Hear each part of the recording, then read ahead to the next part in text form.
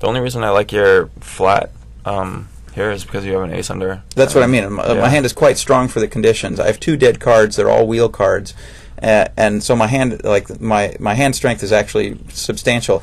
I could happily cap for value. Yeah, here. and I think I'd prefer that. Honestly, you prefer capping, especially with an ace out. Like it looks less likely that you have an ace under with an ace out, and you've got the 5 out. You're like super live, and I would like you taking the initiative throughout this hand. If you both catch low, you still have that fold equity because you're still betting as opposed to calling if you pair up and not really knowing what he has. Well, I think, yeah, I totally understand what you're saying, but and I agree from a value perspective. Like my hand is definitely worth putting all the money in here. Like if it were possible to shove, I would shove. Right? I mean, if I thought I was going to get called, shove and get called, I would definitely shove and get called. But my point is that my hand is so strong that I can actually make a call when I brick on 4th, even when there's only 1 raise in the pot. Yeah, whereas if I were to 3-bet it, then that call would look totally automatic. And here, my call actually looks stupid. This is an interesting situation. I can't raise for value here because it's so unlikely that, I mean, there weren't 6s out, so it's possible that the 6 paired him, but I'd have to put him specifically on a 6.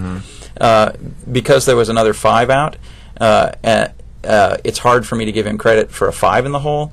So I feel like now he's either got a made 6, which I have reasonable equity against. You know, I don't like it, but I have some equity against it. Or he's got a pair, and I'd just as soon let him keep betting his hand. Like, do you agree there? Or like, would you ever raise here? There's no way I'm raising here. Okay. So it used to be actually, this is, to be honest, a spot, this exact spot. If he catches a 7, it's different. I think this is one of those spots where I would justify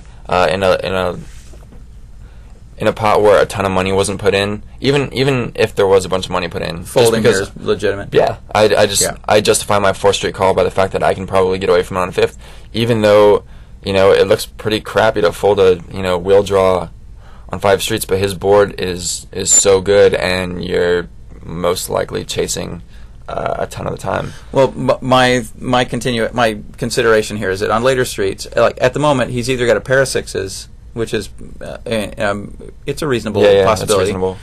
Or he could have something like a 7 in the hole. He could have a 5 in the hole, and that could have made him excited about his starting hand. So he could have something like 7-5 in the hole. Like I think I have reasonable equity against the hands that he could have. Right. Yeah, absolutely. Absolutely. Well, I mean, it appears that way. I mean, right. This is a case where I would have a no-brainer call down if I had inflated the pot on 3rd Street. Like that would have made my hand like kind of automatic. In those situations where he actually has a better hand, that makes him a bunch more money. I don't think it ever makes me a bunch more money because he clearly likes his hand and he has a strong hand. So I'll have an opportunity to get a raise in if I bink. Like if I make a 6, I'm definitely going to raise.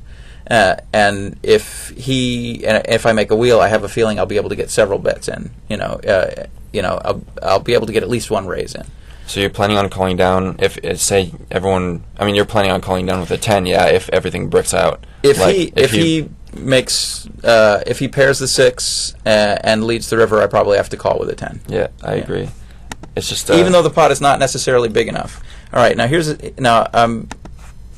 I'm actually a little bit annoyed if I lead here, because I think this is an automatic check raise. For the same reason that we talked about the other hand, for the same reason I like the lead as opposed to the check raise, and the other hand is the same reason I like your lead as opposed to check raise. The reason, this goes back to your 3rd street, where you flatted. To the 3rd street and the stupid call on 4th street.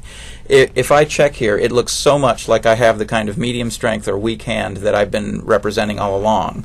And he's represented like a super strong hand, which means that I would expect him to bet and try to get me to fold the kind of hand that it looks like I have. What I'm saying is, after you made that call on 4th, you pretty much defined the fact that you made a very strong flat on 3rd.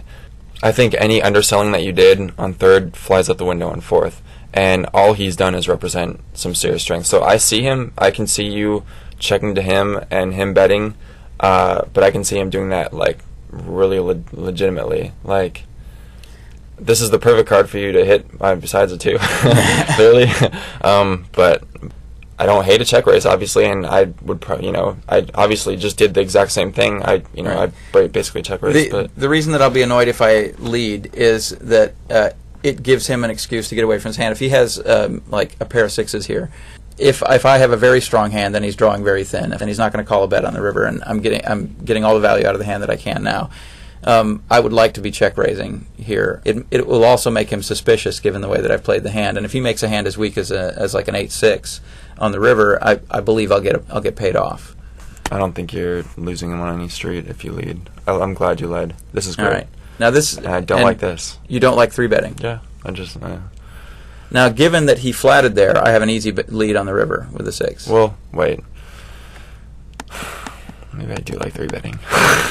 Like, I mean, this plays into all the way that I've played the hand up until now. I'm trying to get extra value when I'm pretty sure that I have the best hand by convincing him that my hand wasn't that strong.